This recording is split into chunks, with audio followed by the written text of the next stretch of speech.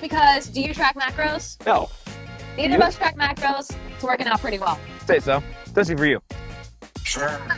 Ready or not, we are back with another CBG radio podcast. And today we are taking on it seems like a trend that's been going on, particularly on Instagram, probably on TikTok too. I'm too old. I'm not on TikTok right now. So I only see what's on Instagram.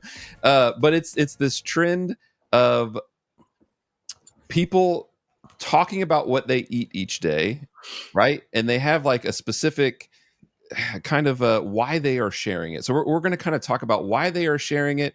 And then, like, let's be honest, are they actually is what you see truly what they are eating each day? Like, are they really being real with us about it? So we're going to focus on two different extremes.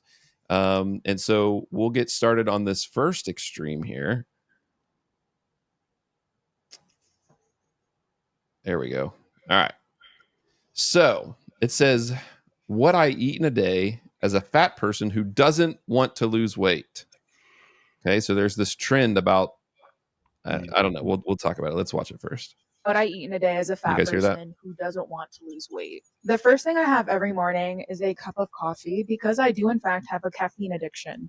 For brekkie, I had oatmeal with bananas and walnuts because I was craving something warm and hearty. For lunch, I was really craving a chicken sandwich, vegetarian of course, so I made that with a side of grapes. Remember how I said I have a caffeine addiction? Yeah, I had to have my afternoon cup of iced coffee. I also had a slice of toast because I was just really craving bread. And then for dinner, I made barbecue tofu with green beans and smashed potatoes. And I had Greek yogurt for dessert. And that's all she ate, baby. All right. So Gab, let's maybe take this approach. Part of the process, right? When someone first starts with CBG, let's say they get you as a coach, they'd be super lucky if they did. Look at me sucking up a little bit here, right? Joel, you're my favorite. It's okay. Yes, that's fine. But all right, so part of the process though is that, like, for the first week, people just send you photos of what they're eating, right? Before you have any conversations about what their blueprint looks like, you just want to know what they're eating every day, and you're kind of taking notes on it, right? So let's say that was someone's submission for the day. What are you thinking about that client's day, what you're looking at there? So it really is going to depend on the person. So for some people that may be like, okay, this person is severely underfueled. Maybe that person is an athlete or they're training for something. They're doing a lot by way of exercise. And so they're severely undereating.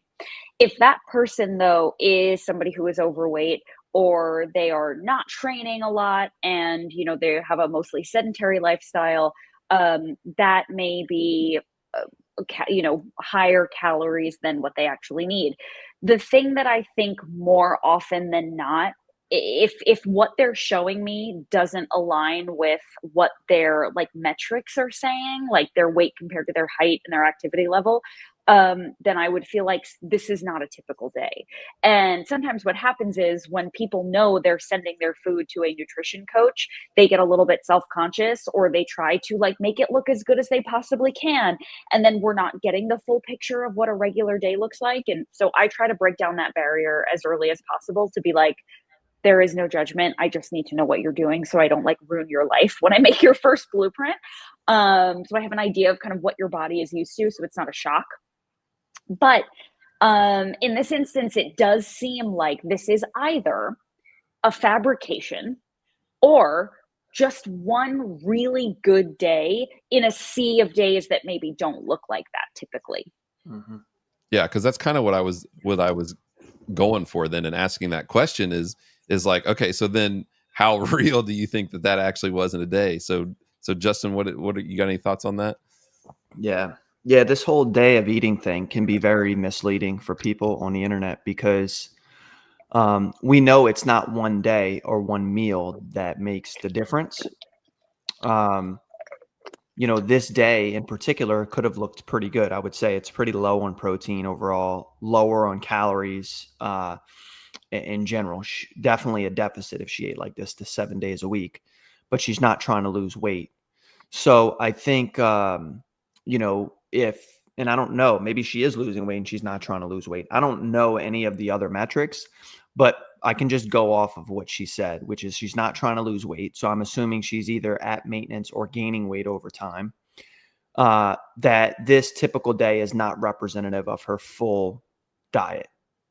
It would be impossible, because this is probably somewhere around, I would say maybe the 1650 to 1850 calorie range. Yeah. And that for her would, even if she was very light on activity, be a deficit for her. Yeah. I don't know by how much, but it would be a deficit to some degree. And so what I think is, yeah, she either ate more than what she showed in the video, or the other days were not as compliant and or similar to the day that she posted about. And so, yeah, hopefully that's a lesson to people, that a day of eating is not really representative of how you should eat, because they might not be eating like that the rest of the week, or they may have left things out, whatever the case might be, you know?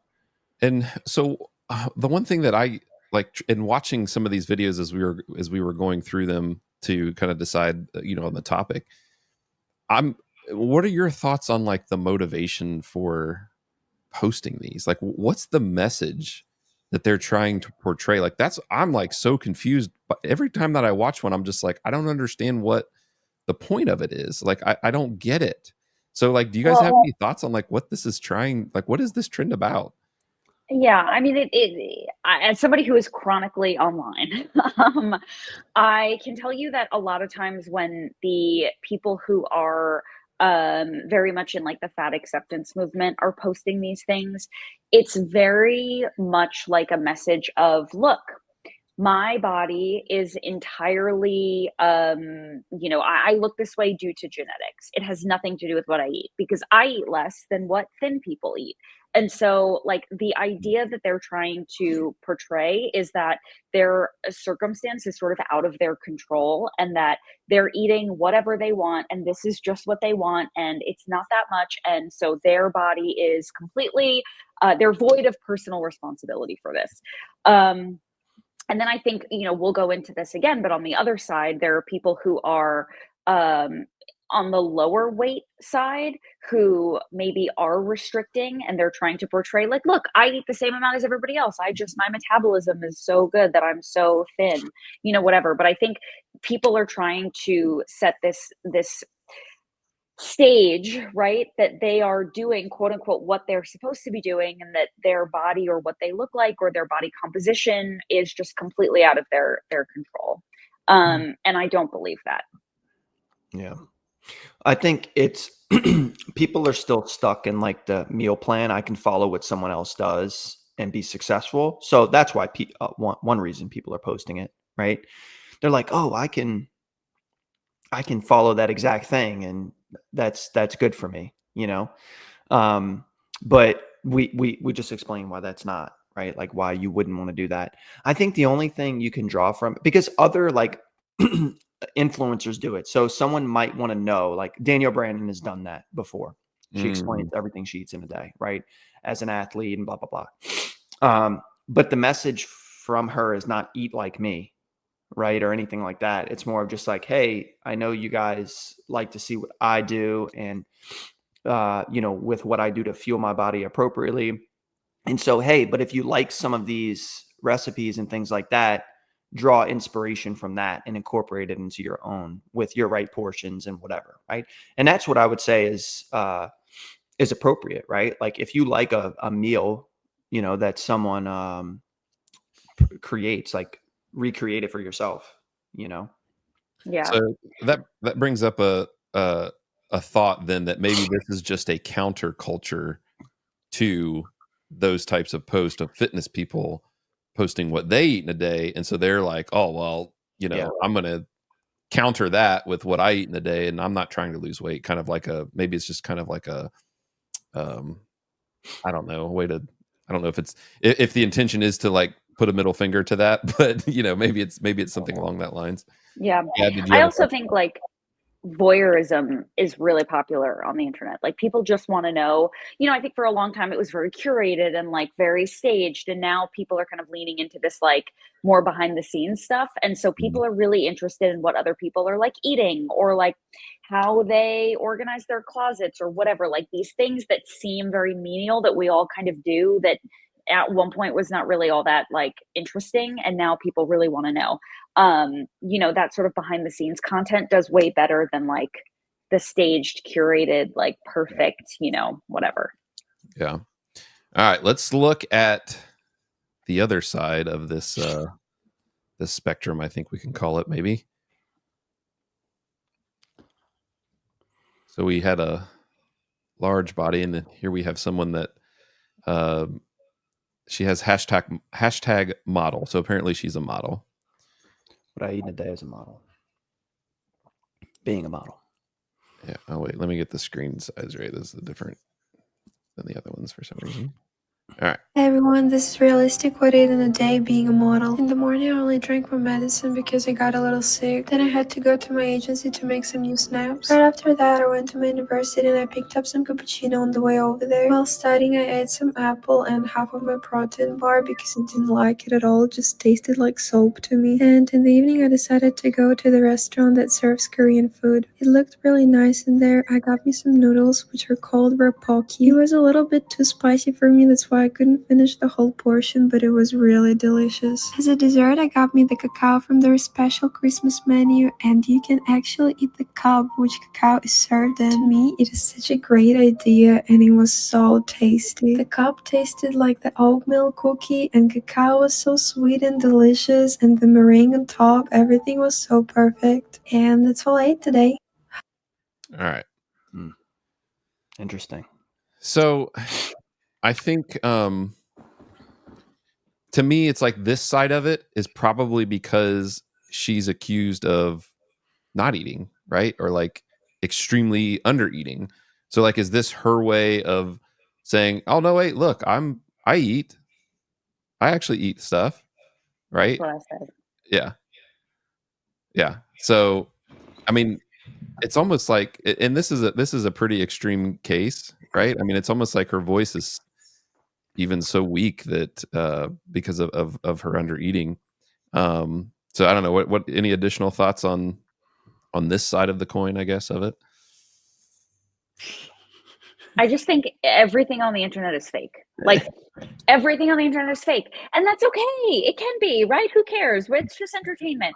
But like if you are somebody who is looking for that North Star to follow, and you're like looking at what people eat in a day and whether you aspire to look like this person or that person, or you want your body to look like this, perform like this, whether it's Danielle Brandon's What I Eat in a Day or this girl's What I Eat in a Day, you cannot eat what other people are eating. I always tell people, if you want to look like somebody else, you're going to have to go back in time and have their parents, because it's the only way. So what you need to do is find something that works for you, for your lifestyle, for your training regimen, for your likes, dislikes, your schedule, your just specific needs. And it's got to be something that you can sustain in the long term. And it's got to be something that you can adapt as your life changes. Otherwise, it's a fruitless game that you're playing. And most of what you're looking at is fake. It's not going to work for you because you are not that person, if it's even working for that person. Because let's be real, right? Like, look at what we just saw. Yeah. Yeah, her last meal was crazy. Her last meal was like that pasta with that like the ice cream, whatever it was. That was probably like 1,200 to 1,500 calories, just that meal. And then she had the apple. She's probably on the same calories as the other girl. Right. Well, I think what on that day, I think what Gab's pointing out though is that she didn't actually eat all of that. Right. No, she didn't, but she almost ate everything at the end. I would say based off of what she almost everything ate at the end is probably over 1,000 calories. Just that. And that's only if you believe that she actually ate it and she didn't just put it on a different dish and push it to the side. Yeah. There's no telling, but I mean, I think that's what Gab's point is that, she, in the video, she took like this tiny little bite, of each thing. And then, and it's like she had stuff left over and there's no way. She said, she even admitted, like, I didn't eat all of it because it was too spicy. Right. But it was like, I think that's kind of Gab's point in the whole thing is she actually didn't eat all that food. And, and it's kind of the reverse side of the first one that we saw, that they're probably eating more than what they're showing. And this, young lady is probably eating way less than what she's actually showing. Yeah. And well, especially on a weekly basis. Yeah, for sure. Yeah.